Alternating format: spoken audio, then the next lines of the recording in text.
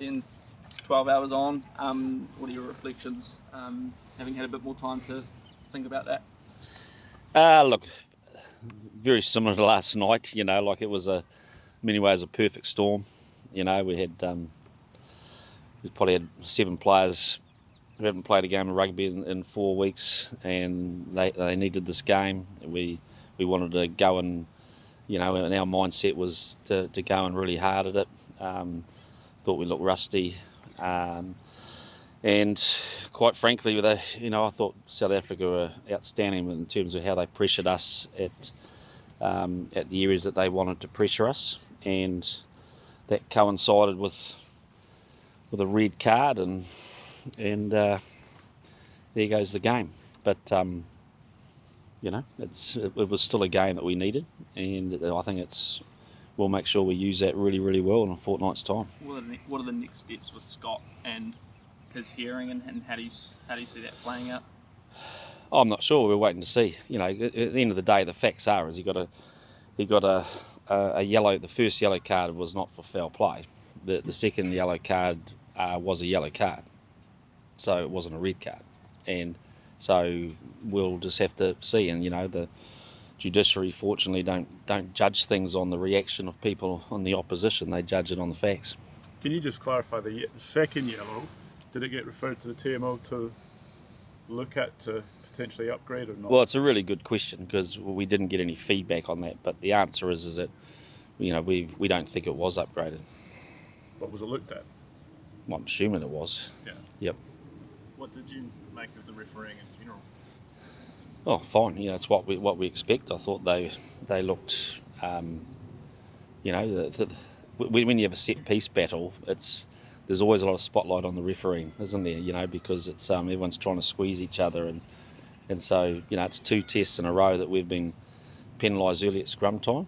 So we've been tracking really well in that space. We need to look at that because and our line out drive stuff. I thought Tyrell was really correctly penalised once for going early, but there's a couple of others, like I said last night. We just want to go back and query the concept of being thrown across a line and what that impacts on it.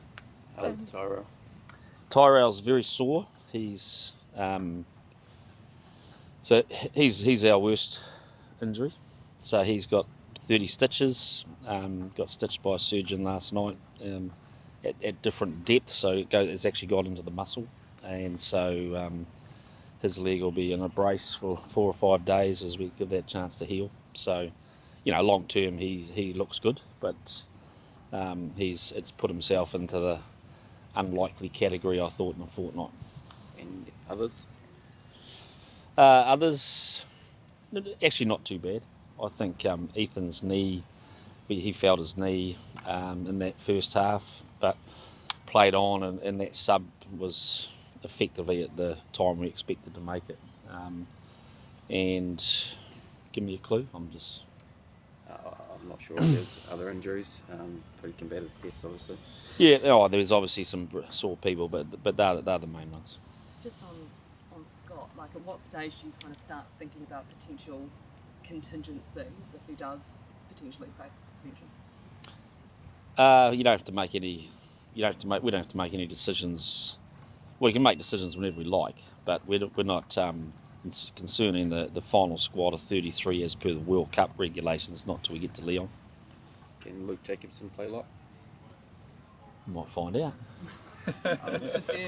On a related note, is there any progress report on both Brodie and Shannon in terms of their fitness? I don't know if you got here in time. They were just finishing their session out there.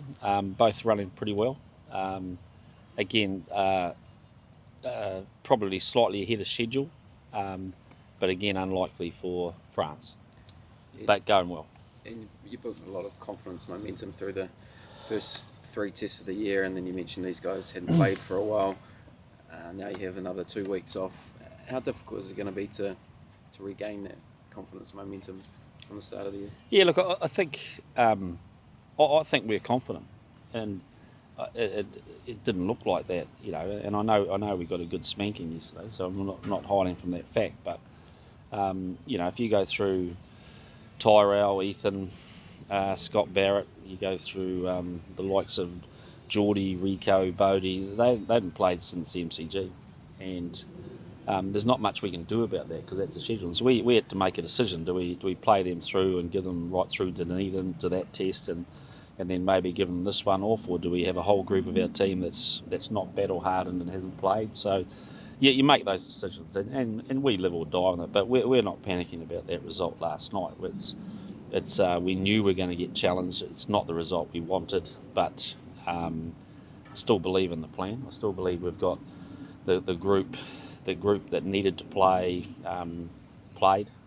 Scott not as long as I would have liked, but at least what we have got now is we've got a good sort of litmus test of where we're at. We've got guys that have played a fortnight out from a big test, and everyone's in the same boat from now on. After this weekend, everyone's in the same boat. So we've just got to use our camp in Germany really smart and go into France and just get stuck into what's going to be a pretty exciting World Cup.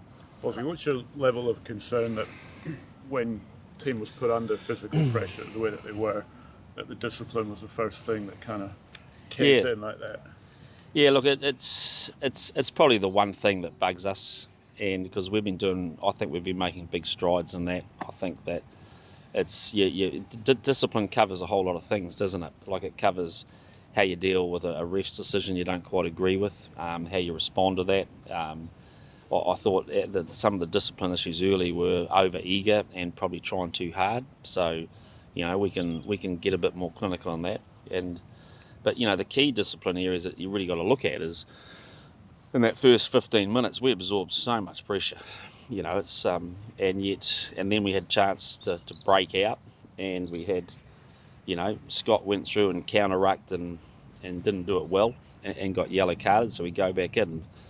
Fletcher's getting up from the base of a ruck to get out quickly and kicks the ball and gets yellow carded, so they go back into that zone.